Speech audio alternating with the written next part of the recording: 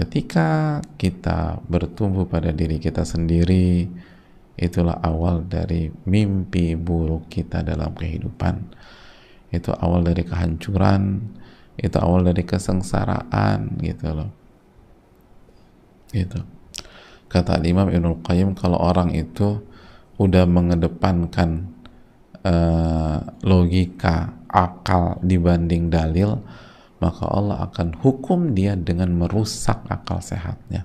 Na'udzubillah, tsumma na'udzubillah. Gitu. Makanya udah deh, serahin aja sama Allah. Kalau udah tekad, serahin sama Allah dan ikuti aturan Allah. Walaupun berat nih Ibu, walaupun nggak mudah. Bismillahirrahmanirrahim.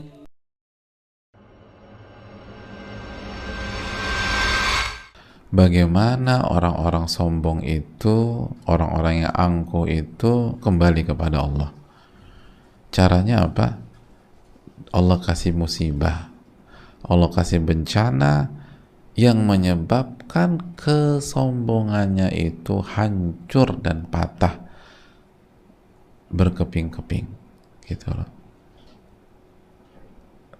Dan kita sudah kasih contoh ya pada pertemuan yang lalu, bagaimana ada seseorang yang sangat angkuh, sangat sombong, lalu Allah kasih stroke buat beliau, dan disitulah beliau merasakan hakikat sebagai seorang hamba. Kata beliau, Pak Ustadz, saya tuh nggak pernah merasakan dan nggak pernah meresapi la haula wa la quwata illa billah lebih dalam dan lebih ngeresep dibanding pada saat saya ngalamin itu. Pada saat saya nggak bisa gerakan tangan saya, pada saat saya nggak bisa berbicara, jangankan bicara, mengucapkan satu kata itu susahnya minta ampun. Merangkai 3 kata atau 4 kata menjadi sebuah kalimat aja, ya Allah, saya berpacu dengan cucu saya, Pak Ustadz. Cucu belajar bicara, saya belajar bicara. Cucu belajar jalan, saya belajar jalan. Itu benar-benar memukul saya dan mematahkan saya. Mematahkan apa? Spiritnya? Bukan. Buktinya Allah kasih taufik, beliau bisa normal lagi. Beliau secara kasat mata, saya nggak tahu apakah ada dampaknya, tapi beliau bisa bicara segala macam. Tapi mematahkan kesombongan dan keangkuhan. Benar-benar patah sepatah-patahnya. Dan itulah cara Allah membuat orang-orang sombong itu kembali kepada kebenaran. Hadirin Allah muliakan. Dan sebaliknya, jika Allah menginginkan keburukan kepada seseorang, khallahu wa ujubahu wa kibrah, maka Allah akan biarkan dia dengan segala keujubannya dan segala kesombongannya. Dibiarin sama Allah, biar semakin ujub, semakin sombong, dan dia akan hancur dengan kesombongan dan keujubannya itu. Hadirin Allah muliakan, dan itulah khudlan, kata para ulama, yang merupakan awal dari kehancuran seorang hamba. Awal dari kehancuran seorang hamba adalah pada saat Allah biarkan dia hidup dengan keangkuhan dan kesombongannya.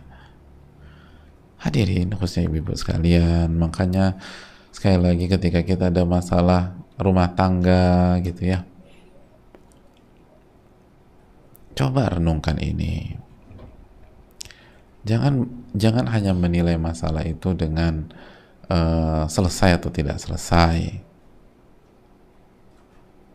Tapi kita juga harus renungkan bahwa apakah kesombongan saya hancur berkeping-keping? Dan kenapa masalahnya nggak selesai-selesai juga?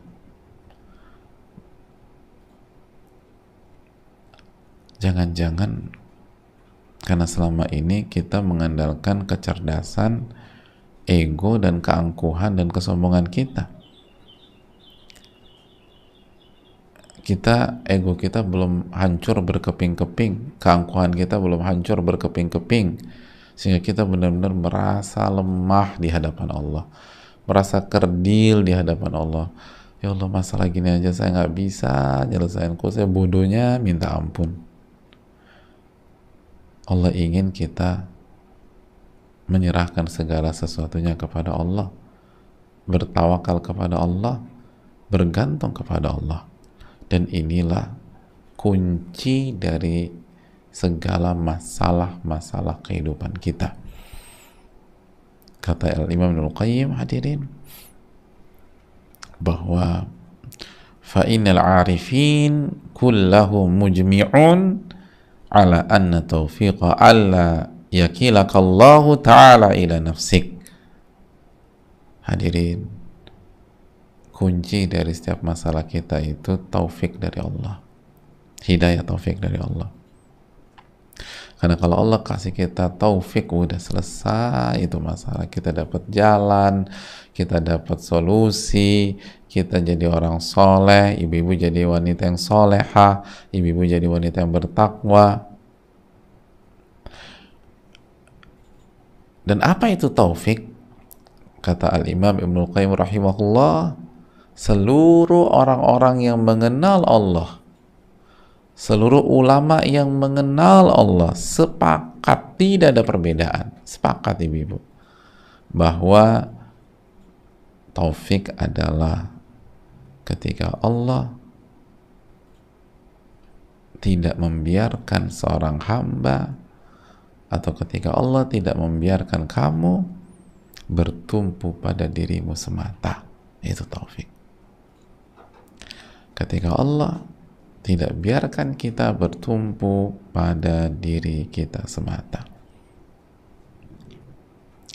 Dan sebaliknya, al-khudlan, lawan dari taufik. Ada di bukunya kan, al-khudlan. Al-khudlan itu lawan dari taufik, opposite dari taufik. Khudlan adalah an yakilakallahu ta'ala ila nafsik. Ketika Allah biarkan kamu bertumpu pada dirimu. Ketika kita mengerjakan segala sesuatu itu dengan mengandalkan kemampuan kita. Itu khudran. Dan itu siap-siap berantakan. Mungkin tidak sekarang, tapi bisa jadi besok, minggu depan, bulan depan, tahun depan. Allah kasih istidraj buat kita. Kita rasa ini cara yang tepat, padahal enggak. Saat kita mengandalkan diri kita, saat kita mengandalkan pengalaman kita semata, saat kita mengandalkan logika kita semata, pada saat kita mengandalkan insting kita semata, intuisi kita semata, saat kita atau ibu-ibu hanya mengandalkan perasaan semata dalam menyelesaikan masalah, atau logika-logika kita semata dalam menyelesaikan masalah, itulah khudlan yang membuat kita jauh dari pertolongan Allah Subhanahu wa ta'ala, yang membuat kita jauh dari pertolongan Allah Subhanahu wa ta'ala. Karena kunci dari masalah-masalah hidup, hadirin, adalah taufik dari Allah. Ketika Allah memberikan taufik, maka seluruhnya akan diselesaikan dari arah yang tidak kita duga-duga, min haitsu la yahtasib. Itu kan yang Allah firman dalam surat At-Talaq ayat 2 dan 3. Nah, bagaimana caranya? Jangan pernah mengandalkan diri kita semata. Jangan pernah hanya mengandalkan kecerdasan kita semata, apalagi mengandalkan perasaan kita semata. Tapi kan aku perempuan, Pak Ustadz. Ya, itu ujiannya. Kalau mau masalah selesai, selesaikan dengan tawakal kepada Allah. Selesaikan dengan serahkan kepada Allah. selesaikan dengan ilmu Allah subhanahu wa ta'ala, bukan dengan perasaan kita, bukan dengan hawa nafsu kita, bukan dengan logika dan pemikiran kita yang pendek itu. Enggak. Kita serahkan kepada Allah dan kita gunakan ilmu Allah. Apa kata dalil, apa yang Allah firmankan dalam ayat, kalau Allah suruh ke kanan, udah ke kanan. Walaupun perasaan kita pengen ke kiri, ke kanan udah. Tapi perasaanku sebagai perempuan tuh susah nerimanya. Hadirin, kalau kita bertumpu pada perasaan kita semata, jadi orang perasa penting, dan perasaan itu senjata bagi kita. Tapi kalau kita hanya mengandalkan perasaan dan didominasi oleh perasaan sehingga dalil tersisih gitu loh, Allah lupa kita jadikan sandaran di mana kita meminta, kita menyerahkan segala sesuatunya kepada Allah. Kita tenggelam dalam perasaan-perasaan kita sebagai wanita, maka disitulah masalah nggak akan selesai, karena taufik tidak akan Allah berikan kepada kita.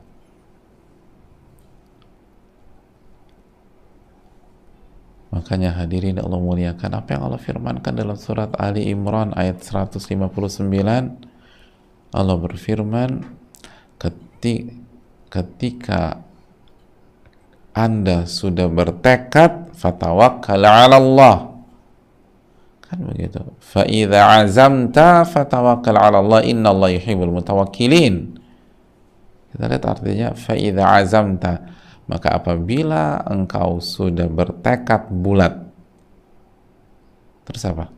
Maka andalkan perasaanmu semata, maka andalkan logikamu semata, maka andalkan pengalamanmu semata, maka andalkan intuisi kamu semata. Enggak. Fatawakkal 'ala Allah, maka bergantunglah kepada Allah. Bergantung kepada Allah. Yang namanya bergantung kepada Allah itu apa sih? Pakai ilmunya Allah, lalu udah serahkan segala urusan kepada Allah, kita ngikut aja deh. Allah suruh kanan-kanan, Allah suruh kiri-kiri, Allah suruh kita minta maaf, kita minta maaf, Allah suruh kita nahan, kita nahan, Allah suruh kita ngalah, kita ngalah, Allah suruh kita diam, kita diam, jangan ngomong, diam. Kalau Allah suruh ngomong, ngomong kita hadirin. Tapi kalau Allah suruh diam, man kana yu'minu billahi wal yawmil akhir falyaqul khairan aw liyasmut. Barang siapa yang beriman kepada Allah dan hari akhir, hendaknya bicara yang baik gitu, atau dia diam. Udah bicara yang baik aja deh hadirin. Ibu-ibu bicara yang baik aja. Aduh Pak Ustadz, ini mulut udah bukan gatel lagi Pak Ustadz, udah pengen dikerok, nyerang tuh orang. Kalau gatel mah tinggal dikerok, ini harus dikerok nih Pak Ustadz. Udah pengen nyerang aja, dia kelewatan. Masa laki kita diganggu Pak Ustadz? Gitu misalnya. Ibu-ibu, man kana yu'minu billahi wal yawmil akhir falyaqul khairan aw liyasmut. Barang siapa yang beriman kepada Allah dan hari akhir, hendaklah berkata baik atau diam. Nabi juga SAW bersabda, man somata najah. Barang siapa yang diam, maka dia akan selamat. Diam dari apa? Dari hal yang buruk gitu loh.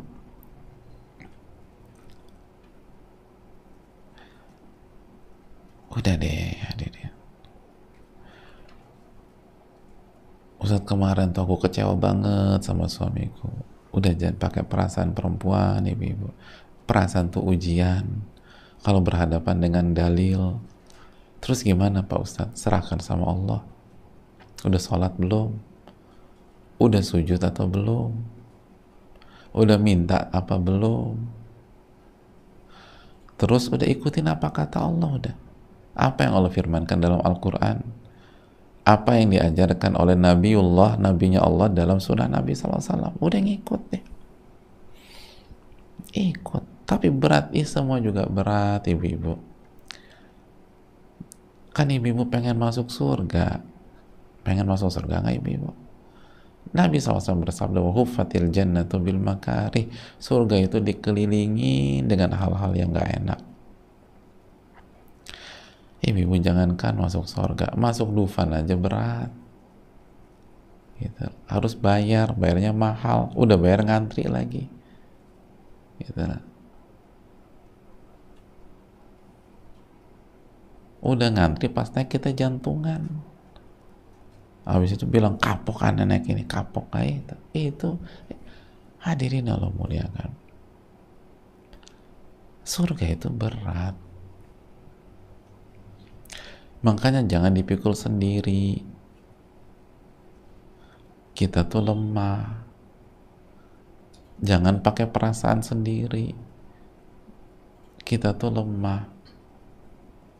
Allah berfirman apa dalam surat An-Nisa 28, kita suka baca nih ayat, wa khuliqal insanu dha'ifa. Manusia itu diciptakan dalam kondisi lemah. Jadi kalau kita hanya ngandelin perasaan kita, lemah kita nih. Tapi IQ aku tuh 180, Ustaz. Kamu tuh masih manusia atau bukan? Ya masih lah, masa jin. Ya udah, kata Allah, wa khuliqal insanu dha'ifa. Manusia itu diciptakan dalam kondisi lemah. Mau IQ itu 170 kek, 180, 190, tetap aja kata Allah lemah. Tapi aku ini punya pengalaman banyak loh di perusahaanku yang sebelumnya, Ustaz. Iya, lemah.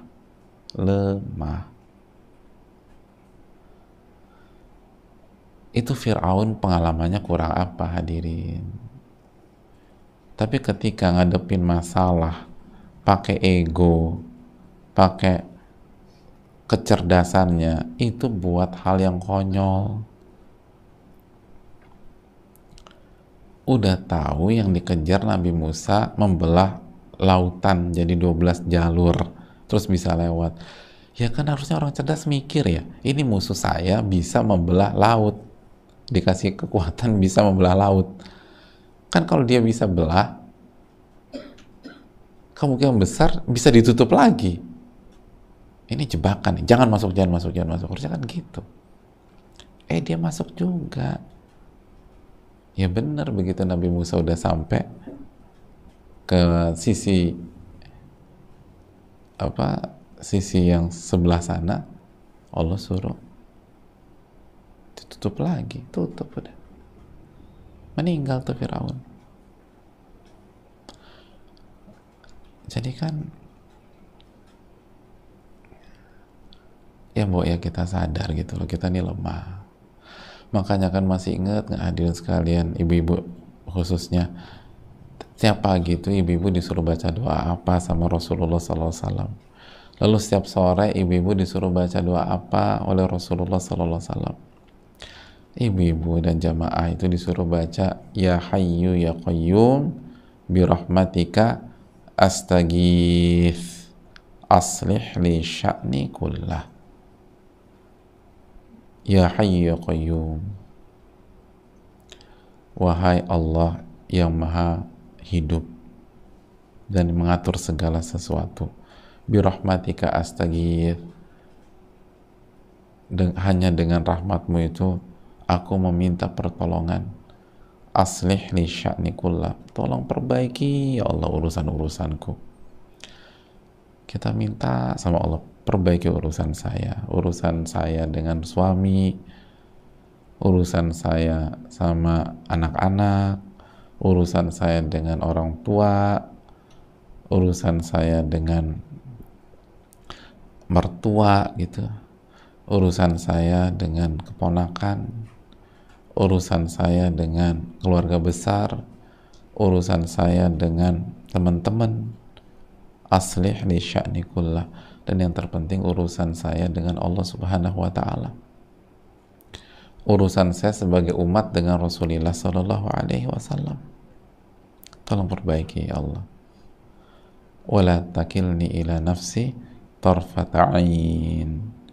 Dan kita tutup dengan membaca, dan janganlah engkau biarkan aku bertumpu pada diriku semata walaupun sekejap mata. Jadi jangan kau biarkan aku bertumpu pada diriku walaupun sekejap mata. Nggak mau kita tuh bertumpu pada diri kita walaupun sekejap mata. Tapi lucunya jamaah, ibu-ibu sekalian, abis baca doa ini, ketemu suami, pakai perasaan lagi. Harusnya kan dijalanin lah itu doa. Jangan pakai perasaan. Allah Rasulnya bilang apa tuh? Oh, harus sabar. Sabar. Ini udah baca wala takilni ila nafsi tarfata ain, tetap ego yang dikedepankan, perasaan yang dikedepankan, kecemburuan yang dikedepankan, emosi yang dikedepankan, ya berantakan semua. Terus kan pertanyaannya, tadi baca doa itu jujur apa enggak? Kalau jujur, kenapa sekarang pakai perasaan, pakai ego, pakai kecemburuan, pakai logika-logikaan semata? Tapi kan perlu cemburu. Ya cemburu oke. Aisyah juga cemburu. Tapi apakah hal-hal itu mendominasi kita? Enggak. Yang mendominasi adalah tawakal kita kepada Allah. Nah ini hadirin Allah muliakan. Ini itu kunci dari segala masalah kita. Dan ketika kita bertumbuh pada diri kita sendiri, itulah awal dari mimpi buruk kita dalam kehidupan. Itu awal dari kehancuran, itu awal dari kesengsaraan, gitu loh. Gitu. Kata Imam Ibnul Qayyim, kalau orang itu udah mengedepankan logika, akal dibanding dalil, maka Allah akan hukum dia dengan merusak akal sehatnya. Na'udzubillah, tsumma na'udzubillah. Gitu. Makanya udah deh, serahin aja sama Allah. Kalau udah tekad, serahin sama Allah dan ikuti aturan Allah. Walaupun berat ibu-ibu, walaupun nggak mudah, gitu ya ibu-ibu sekalian.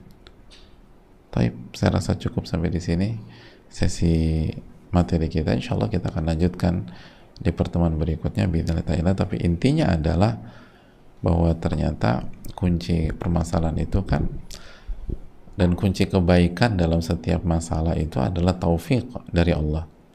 Dan taufik dari Allah itu artinya Allah tidak membiarkan kita bertumpu dengan diri kita semata.